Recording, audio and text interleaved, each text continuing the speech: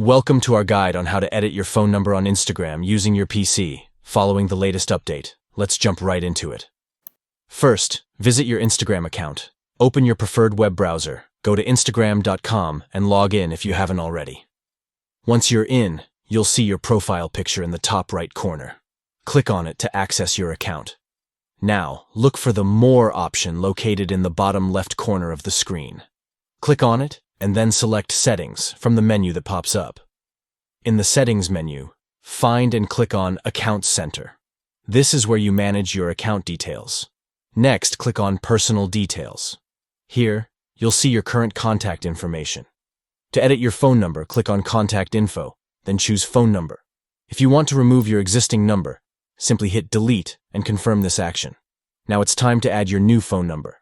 Click on Contact Info once more, then select Add New Contact, and choose Add Phone Number. Enter the new phone number you wish to associate with your account. Next, you'll be prompted to enter your email address and select the correct account. Click Next to proceed.